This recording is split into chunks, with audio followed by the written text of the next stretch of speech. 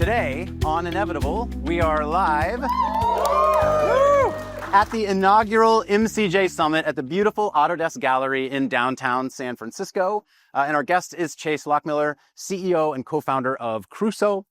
Crusoe is a vertically integrated clean AI infrastructure company, and we have a ton to talk about. Chase, welcome. Thank you. So I wanted to start by, really understanding you, Chase, and, digging into how you ultimately built this business at Crusoe, but going in the Wayback Machine and maybe sharing a little bit about where you grew up and what kinds of things you were interested in as a kid, because like AI infrastructure businesses were not a thing when you were a kid. It's a new category. That's right. Data centers were scarcely a thing, honestly, when I was growing up. But, I grew up in Denver, Colorado. Cully, my co-founder, and I actually went to high school together in Denver, a school called Kent Denver. I think growing up, I was always very interested in, math and science. I was very drawn to, math and math competitions. I was a very competitive kid. I played a lot of sports, loved soccer. We got the World Cup coming here next year. Yep. Have very fond memories of the '94 World Cup and just following that very, closely. And that really helped inspire me to just fall in love with the game of soccer. I ended up playing soccer through college, where I played at MIT. And actually there's a number of, there's people from every chapter of my life that have been part of Crusoe, and including, there's a number of kids that were on the MIT soccer team that I actually work at Crusoe, including our CTO, Nitin, I think. Oh, no way. I didn't know that. Yeah, Nitin was our sweeper. He's a great... What was your role? I was a center midfielder. Of course you were. Kind of the CEO of the soccer team. And I think, I originally went to MIT. I had this, I was convinced I was going to become a theoretical physicist and, help unlock the mysteries of the universe and sort of discover, expand the human knowledge set. I spent a lot of time doing, various research things and, did some research at MIT, did some research at Los Alamos National Lab. And I think one of my realizations during that era, was that basic science research, just moves pretty slowly. And I just had a ton of energy. Maybe today that's changing with AI, but certainly at that point, it just felt like a very slow, drawn out path. And I felt like I wanted to do something faster paced. Did you think originally you wanted to be in academia? Was that the path you were? I think that was the path. Yeah. And, academia or applying lab research or something. Exactly. I mean, ITER had just been announced. So, this big, international collaboration to build this giant tokamak to, hopefully have a big, breakthrough in fusion. I remember kind of my first day working at Los Alamos National Lab, and my principal investigator I was working under, he told me, Chase, this is it's a really exciting time for fusion and plasma physics. And, hopefully in 30 years, we're actually going to have, fusion. And I was like, wow, that's pretty cool. That's cool. And he's like, yeah, they told me that when I started 30 years ago, but, here we are and, we're still 30 years away. And so, anyway, that was always the joke in, fusion was that it was 30 years. Hopefully it feels a lot closer today. Closer, right? Exactly. So, when I realized I wanted to do something faster paced, I felt like in certain ways I had lost a purpose. I was like, oh man, what am I going to do? I had my whole life set on being a theoretical physicist or... Was entrepreneurship a thing that was around you as a kid? Was there any influence there for you? My dad was kind of an entrepreneur, in certain ways. I rode the bus with your dad going to the Redwood site in Reno, and it was amazing. Yeah, he's a character. He's a total character. Yeah. He's a one of a kind. He's certainly had a big influence in my life. But entrepreneur in a very different sense. And it's funny actually. I think there's this aspect where sometimes if you have a parent that has a lot of success in one vertical, you tend to be like, look, I want to like make my own path, like my own sense of success and like something completely different. Yeah. And, I felt like I was doing that for like many years and like, building things in technology and like, I worked in quant finance for a long time. And just doing things that my dad never would have done. Like it was just like never his career path. He's been, building in real estate. Like he's a multifamily and commercial real estate, landlord, owner, operator. But the funny part is like this whole big boom in AI and all these big AI data centers that are being built, it feels like I'm coming full circle where it's like, okay, all of these things that I've learned in technology that have like inspired how we're building out all of this AI infrastructure to, power intelligence in the future economy. And yet I own a building and I'm a landlord, just like my dad. Just like your dad. It's amazing. And you personally have done some pretty crazy stuff too, like with your, it's back to your Colorado roots, your mountain climbing adventures. Maybe share a little bit about that and what inspired you there. Sure. Yeah, in middle school, I had this teacher, and her husband was this blind guy named Eric Weinmeier, and he was attempting to climb the 7 summits, so the highest peak on each continent, and he was blind. Oh my goodness! And at the time, I was in 7th grade, and he was training to climb Mount Everest, and the David Brashear's Everest documentary had come out. Into Thin Air, the John Krakauer book had come out just about the account of the disaster that had happened, and something like really I was like, man, that's so cool. It's the first time I'd heard of this concept of the 7 summits. And we have a lot of 14,000 foot peaks in Colorado. It's like a very Colorado thing to talk about climbing 14ers. But I think I was just kind of inspired to like climb big mountains and, spend a lot of time outside. And, I grew up, going skiing a lot and spending a lot of time outdoors. And so after I graduated college and I started, sort of stopped playing sports very competitively, I was like, all right, what else can I do? And, I became sort of a alpine style, alpine mountaineering kind of, hobbyist, for lack of a better word.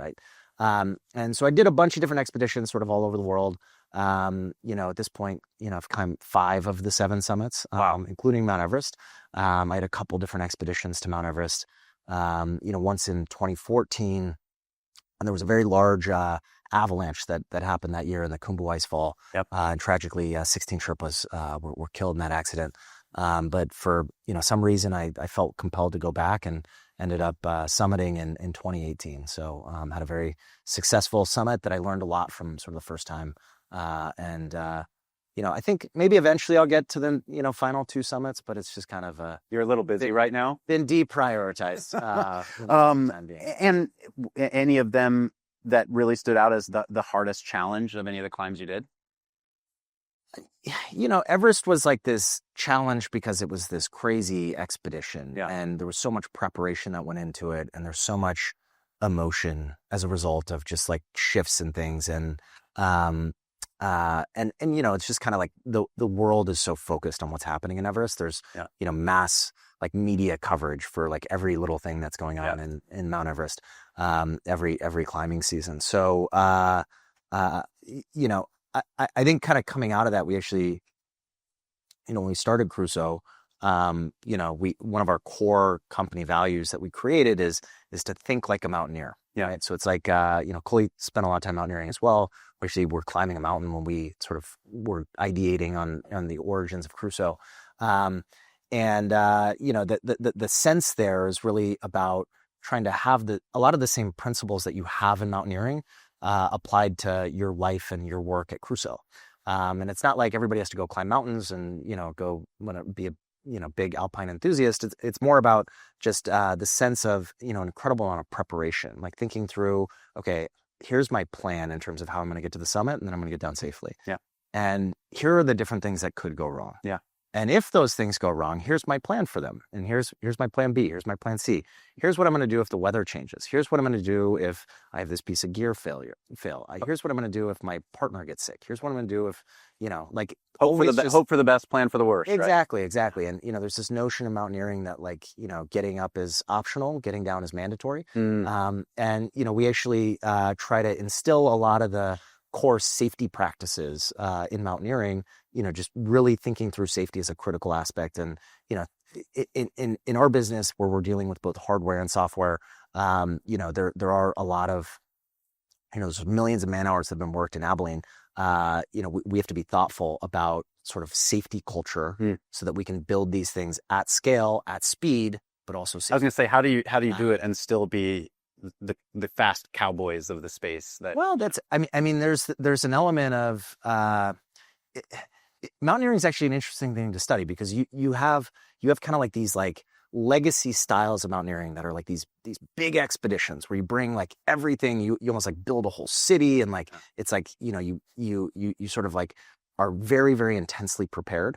And over time, what people found to be like the most successful ways of like climbing big peaks and sort of breaking records is sort of this alpine style of light and fast, right? Where you're basically moving quickly, you have everything you need and nothing more. And you have this robustness in your planning, and you're thinking about things safely. But oftentimes, speed is actually a mechanism to be safe in mountains, especially when you're sort of what is it? Fast is slow, slow is fast, right? Is that a yeah. So maybe let's fast forward to today and where Crusoe is. Crusoe's had, from where I sit, one of the most unbelievable sort of evolution stories. And for folks who really want to dive into that, we recorded an episode with Chase's co-founder, Cully, a couple months ago in Austin, and we really dive into the path that the company has taken to get to where you are today. But with you, I really want to focus on where are you today and where are we going? Yep. So maybe describe what Crusoe is now, and the business that you are running today. Sure. So Crusoe is a vertically integrated AI infrastructure business. Our goal is to help make energy and intelligence more abundant, right?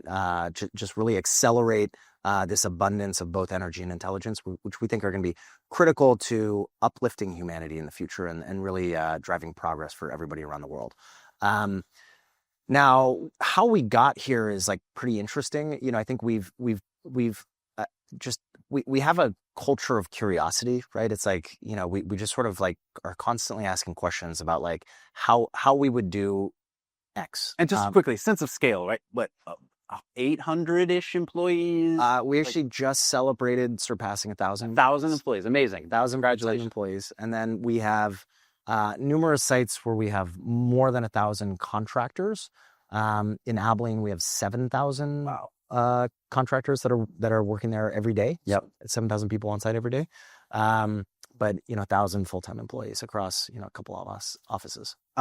Okay, and so you're saying this culture of curiosity. Yeah. So look, I think what's interesting, we've taken this very vertically integrated approach to AI infrastructure. And so what that means is we're doing the hardware aspects of building the infrastructure needed to power AI, needed to run these large-scale intelligent workloads. So it's everything from land and power development, data center design, construction, cooling, mechanical, electrical, like the whole stack of like the physical infrastructure to stand up AI workloads. And then we're also in the business of deploying these large clusters of GPUs. And this is our Crusoe Cloud business, where we build, operate, and manage these large scale clusters of GPUs and integrate them with critical services like storage and high performance networking. And then we also have sort of these managed services to extract intelligence from that infrastructure. So things like a managed inference product, a managed auto clusters product, things that basically help people create intelligent results from these massive investments that they're making in infrastructure. And let me just, we cover a lot of stuff, right? From like hardware to software. Like I like to talk about our business as creating these AI factories, these factories that produce intelligence, and doing the hardware of building the AI factories, and then actually the software of actually how you utilize the AI factory to produce intelligence. And the reason we believe that like it's the right moment to build a vertically integrated business is what we're seeing unfold is actually this massive new category of infrastructure. And whenever you have kind of this paradigm shift, being able to move quickly is being vertically integrated enables you to move quickly into sort of a new vertical. Yep. And this infrastructure for AI, what I call like the infrastructure of intelligence, it's dramatically different than anything that we've ever seen before, right? It's different than traditional data center infrastructure that serves, the internet and sort of traditional cloud computing. It's different than traditional power systems that have, served us, scaling to date. And a lot of that stems from, the actual workload, the design of the systems ranging from, the way the clusters are built out, the way they're utilized, and the way kind of users interface with the services. It just merits a completely different design, and it's at a massive scale. So it sort of warrants this investment in vertical integration. Can you describe a little bit, just for folks who maybe aren't as familiar with AI infrastructure, the difference between training workloads and inference workloads? And are those setups substantially different for you, both on the infrastructure side and on the cloud business side? Well, I will say that we are seeing a convergence, and I'll get to that in a second. But So training is basically where you're sort of setting up the model that you're going to be utilizing. It's basically like you're making the investment and you're amassing all of this data, all this training data, this historical data, into your data center, and then you're sort of setting up this large scale model. It's going to be like a tens of billions, hundreds of billions, trillion parameter large language model or other foundational model, depending on your application. And then the training process is basically trying to fit a large-scale nonlinear statistical model to that data so that, it would be able to, with new inputs, be able to produce results that, are intelligent, Yep. so to speak, and sort of learn from that data.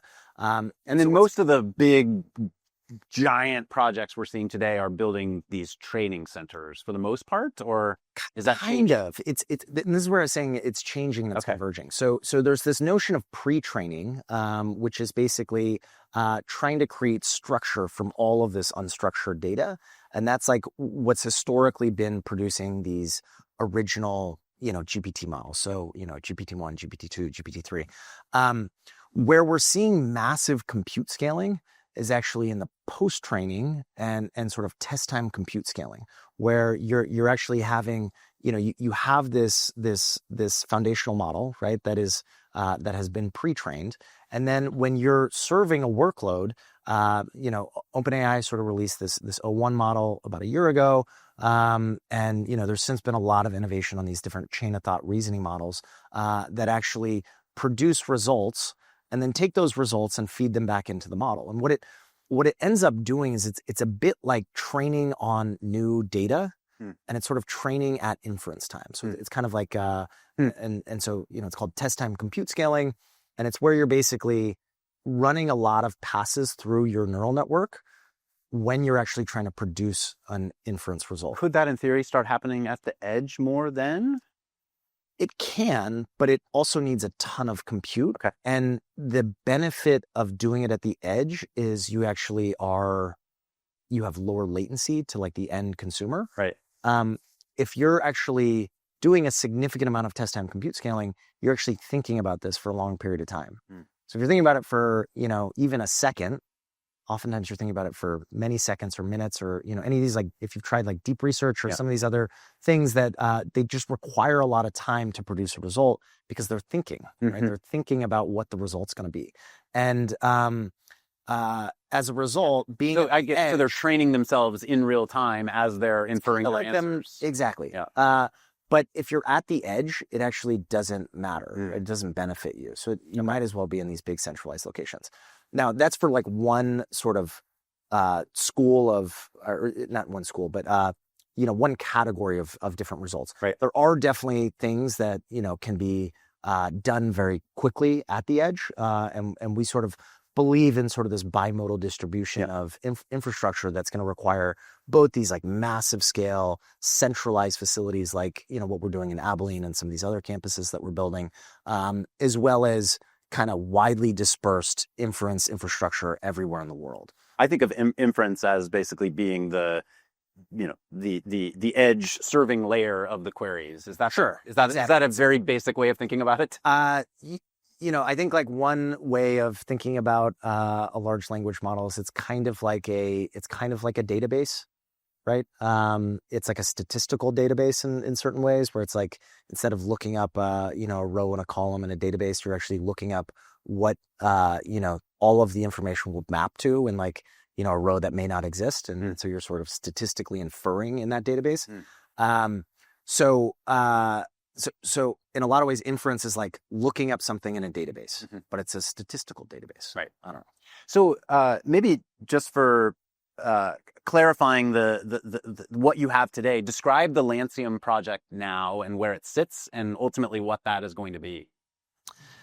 Yeah. So we've always sort of taken this energy first approach to developing compute infrastructure, from when we were doing when we had a Bitcoin mining business, to the early days of scaling our AI infrastructure business, to today, where we're building and operating gigawatts of capacity to support these large scale global workloads. So a bit of the history of Lancium is that I've known the CEO of Lancium, this guy Michael McNamara, for 5-6 years, and he initially started building this project as a Bitcoin mining site. And it's funny to track the arc of Bitcoin mining infrastructure and compare that to the arc of AI infrastructure, because I think they're following kind of similar paths. They're going to end up in different places, but it is an interesting comparison to make. But Bitcoin is has been notoriously famous for consuming a tremendous amount of energy, which led a lot of Bitcoin miners to going to areas where they could access abundant, low cost energy. So Michael had started working through the Abilene site, partially because there was an abundant amount of energy there. And when he started telling me about it, it was something that had always been on my radar as very interesting market to pursue, to access, large scale clean energy solutions. And what had happened there is, on the back of production tax credits, a lot of wind developers had built out these large scale wind projects in that region, because it's a naturally very windy region. Yeah. So you get very, very high capacity factors for a lot of the wind farms that are in that region.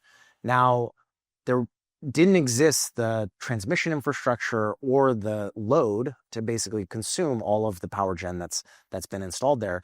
And so what's resulted is, power prices are frequently negatively priced, right? So there's just too much power being generated, and people are basically getting these incentives, these production tax credits, to the point where they're willing to sell power at a negative price because the production tax credit is bigger than the negative price they're paying for power. And once the production tax credit incentives roll off after 10 years, they're merchant, and they're in a position where they're actually having to curtail. So they could be producing power, but they're not, because there's no marginal buyer for the power. So you see the windmills out in the field just standing. Yeah, and you're like, wow, it's windy today. Why isn't this thing spinning? Yeah. It's because there's nobody on the other end. Curtailment, exactly. And this seemed like an incredible opportunity for us in this very energy, at the early end of this energy hungry, demand coming from AI. And, due to the fact that, AI, even on the inference side, is more tolerant of latency than traditional web applications, we could really build it anywhere. And, that led us to Abilene as this great market that had low cost, abundant, clean energy. And today we're building a 1.2 gigawatt campus that's supporting some of the largest, most important workloads in the world for Oracle and OpenAI.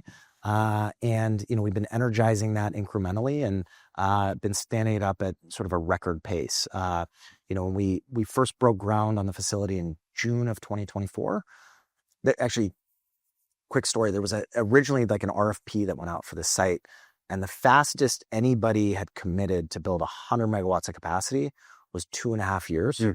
And, I was talking to someone, and they were like, could you do this in 12 months? And I was like, yeah, for sure. Could definitely do that. Having done no research on it, but, was thinking about it with my team, and, we brought together. Going up is optional. Going down is required, right? There we go. Exactly.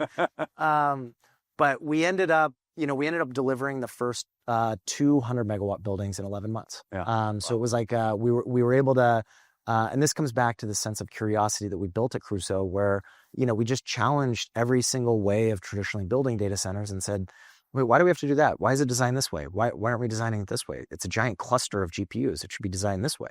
Why do we have to power it that way? Why can't we energize it this way? And just asking those questions of why. And then when you get to the answers like, oh, well, that's sort of the way the industry's always done it. Mm-hmm. They're like, oh, okay, well, that's stupid. Mm-hmm. Let's do it this other way. This other way makes more sense. And we were able to save an incredible amount of time and, really able to accelerate this infrastructure at a record pace in Abilene. Not to not dwell on the size and scale and amazingness of that particular project, because it's, been relatively all-consuming for you all for a while now. But what's next? Like, it seems like there are many more of these being contemplated or signed with ink and, starting to be developed. Yeah. So, we have a couple of other projects that were under development. Some that we can talk about more publicly, others that we're sort of just less public about. They all have a similar philosophy, though, which is taking this energy first approach to developing the compute infrastructure, going to places that we know we can access this low cost abundant energy. There's a couple of projects we're working directly with IPPs where we're actually a behind the meter offtake for them. Mm-hmm. And so, in the case of like a wind farm, where we actually have a behind the meter, power purchasing agreement with the on-site wind generation, we'll actually use the same interconnection, the same substation that they're using to sell power into the grid. We use that to buy power from them, as well as buy power from the grid when the wind's not blowing and the sun's not shining. Yep. And our perspective in all this is that, if you look at energy infrastructure today, if you look at data center infrastructure today, they're largely saturated in terms of production and demand. And if you look at the ambitions of AI and you look at the ambitions of, what people want to build and how they want to scale it, how they want to utilize it, it's going to require just all net new infrastructure. And as a result, that requires us to think about how do we actually bring online the new power infrastructure, both on the generation, storage, distribution side, and then how do we bring online the net new data center infrastructure to support these mega clusters of advanced AI accelerators and GPUs. So that's led to, we have a campus where we're planning to build wind, solar, batteries, gas, and have a grid interconnection. And all of those things combined are actually more generation capacity than what we're using in the data center on a day-to-day basis, but we have to sort of engineer it for overall peak demand. Right. And this is where I get back to this notion of creating this abundance of energy, right? We can create an abundance of energy by virtue of the fact that we need to almost oversize our infrastructure demand. And that extra, right, can lead to, lower cost power for everyone, right? Do you see a world where, you were talking about behind the meter and off grid, where the data center power demand, in this world maybe decades from now, becomes the primary power consumption Absolutely. source in whether it's the United States or in the world? Absolutely. And, you move from a world where utilities are the gatekeepers of power to the data centers actually being the drivers of power production and distributing it? Yeah. I mean, the silver lining in all this is the people making these investments are the companies with the biggest balance sheets and the best balance sheets and greatest cash flows in the history of business, right? They're very well capitalized to make these investments. I think you're already seeing it today. I think Northern Virginia, I think data centers, I don't know, I heard some statistic, you'd have to fact check me on this, but I think it's 40% of power in that region is being consumed by data centers. Yeah. Not unreasonable to think, that will manifest in many other markets where data centers are going to be built to support large scale intelligent workloads. And, I think it's very natural. Does it become at the beginning, a shadow grid almost of this off-grid power sources, but eventually becomes the feeder to how everybody else accesses power? Do you think it's that macro? Yeah, I guess maybe there's one way of thinking about it. Data centers can be co-located with large generation resources and be kind of at the I don't know, the origin of the power production, right? It's like, in order to bring all this infrastructure online, we need more power. So we're just going to do it. And I think that's, and then like whatever excess is available can be, I think everybody's commercial, right? It's like, how are we going to monetize that? How are we going to bring down the overall cost for the data center infrastructure? We're going to sell it in some downstream capacity. We're going to get it to some other market where we can do something useful with it. But so I think that's like definitely like a trickle down effect of, these huge investments that are being made in the infrastructure. One other thing I would just point out is that because of the scale of these projects, both in terms of, megawatts, gigawatts, as well as like capital investment and the types of capital being invested, I think it is one of the greatest opportunities ever for advancing next-gen energy solutions, climate technologies, new battery solutions, new energy production solutions. Another project I'll talk about is in Wyoming. We've tried to think very first principled and thoughtfully about our energy production, but we're looking at pioneering, what would be, I think, the largest post-combustion carbon capture and sequestration system in the world. It's a carbon hub that's been developed by our partner Tallgrass. We're planning on bringing a lot of gas infrastructure online to support initially a 1.8 gigawatt, facility for AI workloads. But one of the benefits is there are 4 Class 6 wells that have already been permitted. There's existing, carbon infrastructure where you can actually capture the post-combustion CO2 and actually permanently sequester it underground, benefit from the incentives in 45Q. But, I think a lot of these things have been discussed or done at sort of a pilot scale, but never at a massive scale. And part of it is because there hasn't necessarily been the capital invested, in terms of making it a reality. I think what AI infrastructure... And it maybe hasn't penciled for power that's just flowing into the grid, right? But Sure. You have potentially energy buyers who are willing to pay a different price for fast access to power and fast access to clean power, right? Exactly. And I think what, a number of these customers, right, they're looking at this saying, well, okay, if I produce power from gas, that's great. I can get my power quickly. Our sustainability goals are, over here. And if we do that, we're going to increase our carbon emissions. We're going to have to go buy carbon removal credits. Okay, what's the price of those?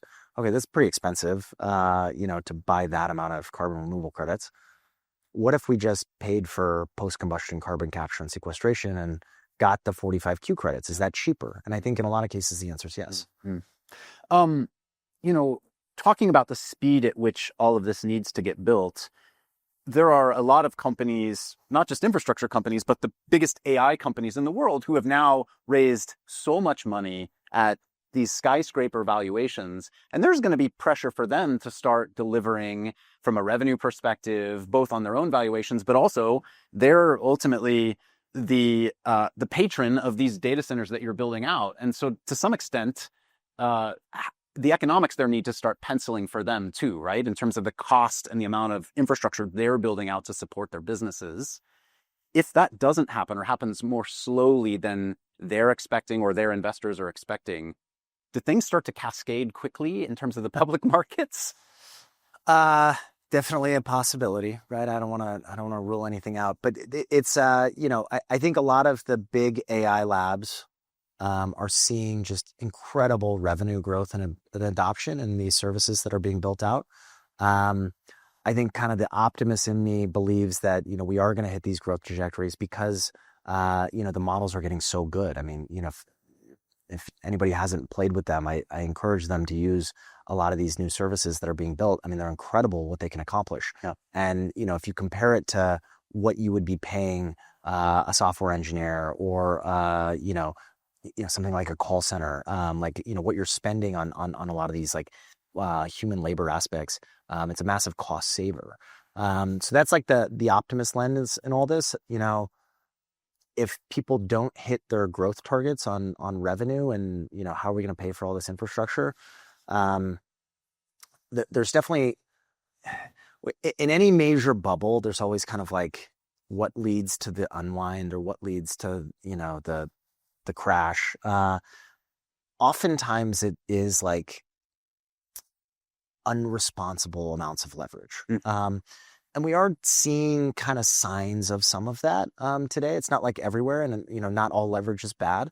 But we are seeing like a lot of debt capital pouring into the space because, how else are you going to pay for a lot of this? Yeah. When you're talking about spending hundreds of billions or trillions of dollars to build out this infrastructure. Now, I think the reason so this is something that we are very focused on at Crusoe in terms of like understanding counterparty risk and understanding, what are the real risks we're taking in like a, real downside scenario. We try to, think through, really bad things happening. That's part of thinking like a mountaineer, right? Is kind of, thinking about the robustness in the business. I think a lot of the bigger, higher leverage situations that we're undertaking, we typically have investment grade counterparty risk for very long duration.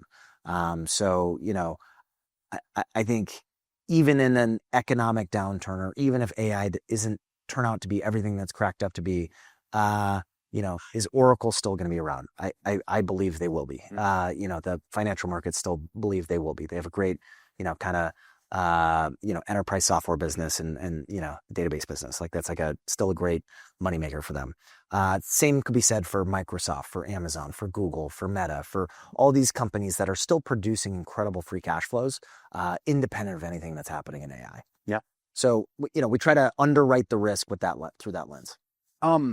Shifting a little bit into where you see AI going, let's start with the energy markets and then go bigger than that. How far away are we from AI as an actual power orchestrator in terms of controlling, the knowing when to buy curtailed wind and powering a data center with it or not, knowing if a data center doesn't have to have 99.999% uptime, when it shouldn't need to be up, and what you can do with that excess power in terms of sending it back to the grid, for example. How far away is that from reality?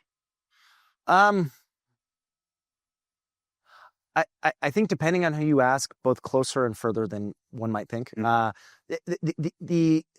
think that the tricky part in adoption here is trying to get all of the players to coordinate on solutions. I think we sort of know the answer to a lot of these solutions. I think we have the technology to do it. I mean, there's great things happening across the space. You look at companies like Emerald AI that's like trying to build a demand response essentially for large scale data center loads, and working with the utilities to help curtail during some of the most challenging peak hours. You look at the infrastructure and how we build smart infrastructure that can help with the transmission and distribution of power.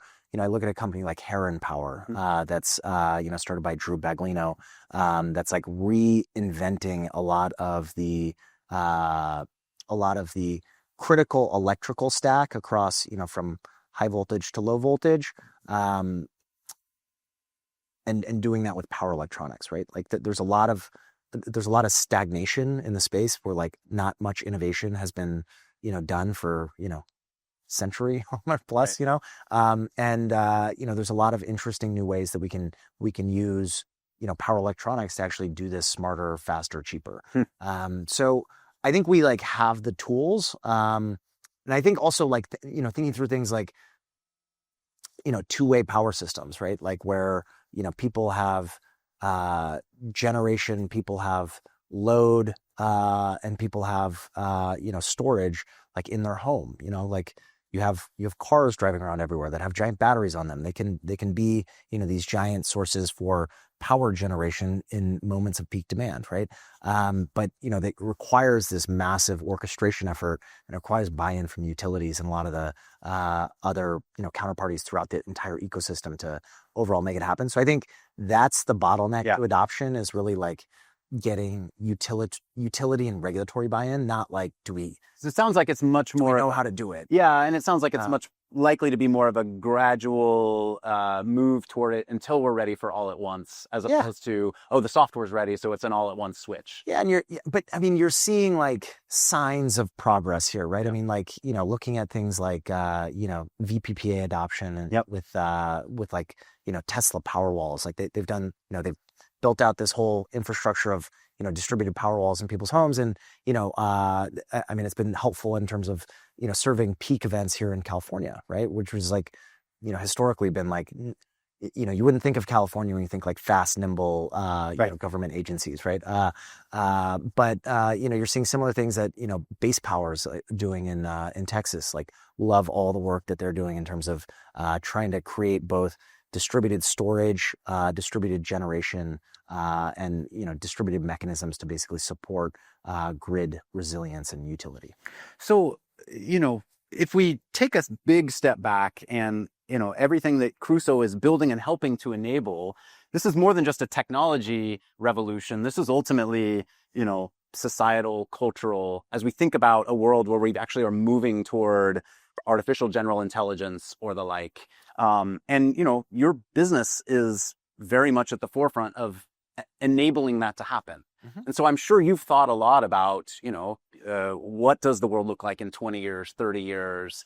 What does the job market look like? What does, misinformation, trust, media look like?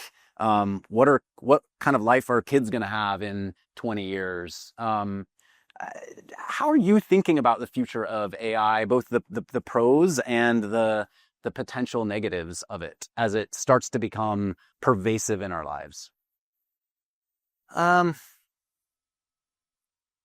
Maybe I'll talk about, my perspective on, a lot of the growth and impact of AI. And then, I'm a dad too. So I have 3 young kids, and how I'm thinking about like, setting them up for success for this like next chapter of, abundant intelligence. So I think number one is,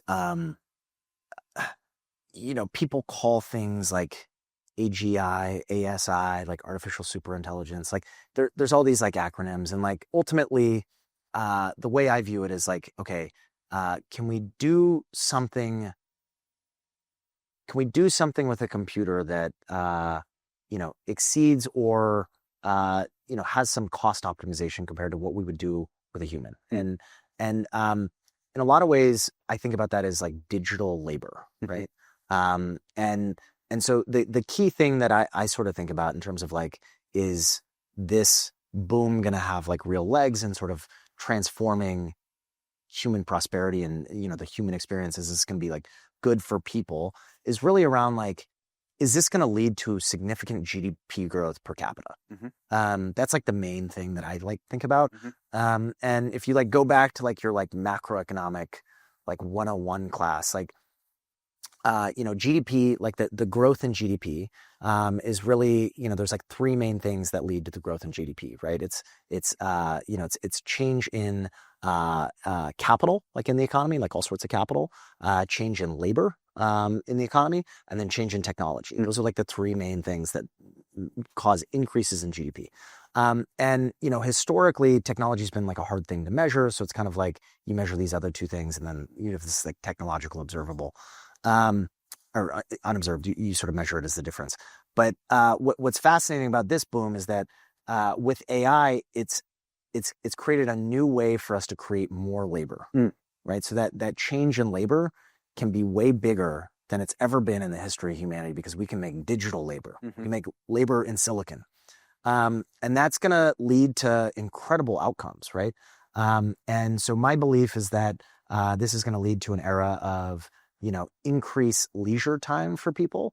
People are going to be able to do far more with less than, they've ever been, stretched to do.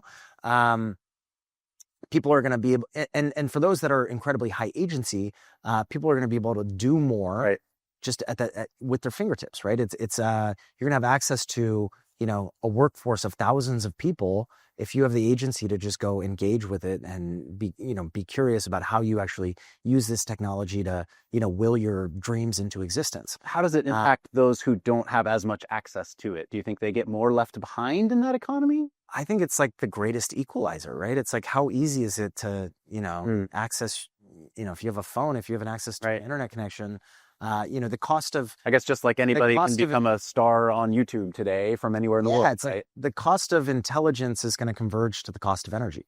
right? It's like the cost to compute is going to come down over the course of time. And, that compute is, the equivalent of intelligence. And, people are going to be able to access these things, very freely. And, not just in developing world economies, but, all over the world. And I think having that access at your fingertips is, certainly there's going to be places that are going to adopt it faster. But I think it's like the greatest equalizer ever in the history. Like it's like you don't need to have, you don't need to have an incredible teacher that like happens to be born in your town to educate you on some specific topic or inspire you to, Right. do something. It's like literally, the AI tutoring can be like, unbelievably effective. I mean, you're seeing this with. I mean, it also means anyone in the world could become good at driving deep fakes and videos and propaganda and like Sure. controlling the narrative too, right? And so, do you think an infrastructure company like Crusoe should have some say in what are the guardrails we put around AI? Like, how does that? We don't really view our role as being like the hall monitors of what should happen in the space. We really view it as like more intelligence in the hands of more people. We think is just going to benefit humanity. And we're really, I mean, we're really just kind of like rooting for the whole space, right? We're not trying to say like, you should do this, you shouldn't do this. It's kind of, we think most of the applications that we're seeing are like just generally positive things for people. I know there's been some criticisms around like, some of the AI, the video that the AI generated video content. Yeah. It's like, okay, this seems crazy. It's insane. Has anyone played with Sora 2?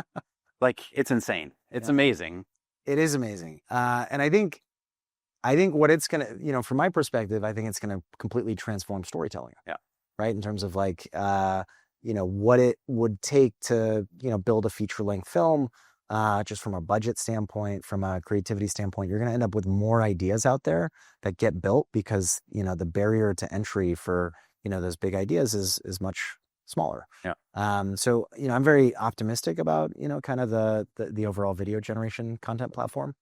I think with my own kids, I'm like really trying to hone in on developing a sense of high agency and sort of high autonomy, high curiosity. Yeah. And we send our kids to a Montessori school, so it's like very much like a creating this sense of like independent thought. And the reason for that is, I sort of talked about this earlier, just in terms of, in a future where every person has access to, a 100,000 person workforce at their fingertips, like that's great if you have the agency to. Can we all be generalists? Like, can the world work if we're all generalists, do you think? You're a general of your own domain, right? And I think like, there's going to be different, layers to this and different ways that, humans are curious in terms of using that to their benefit. And I think, it creates unbelievable opportunity for people to, build incredible things that, benefit others. I think we're probably wrapping up here. I guess the last question I would ask is, how do you want Crusoe to be remembered, 30 years from now? You are absolutely at the core of building out this wave of massive change that is hitting humanity right now. Whether humanity wants it or not, it is inevitable, right? And how do you want your company and yourself to be remembered as part of being there for it? Yeah, I mean, I think what I'd like Crusoe to be remembered for is really being one of the, platforms that helped orchestrate intelligence for, the economy and really sort of standing up, the infrastructure, the energy solutions, the data center solutions, and the computing solutions that really enabled intelligence to scale. Chase, thank you so much. Yeah. Amazing. Thank you. Appreciate you.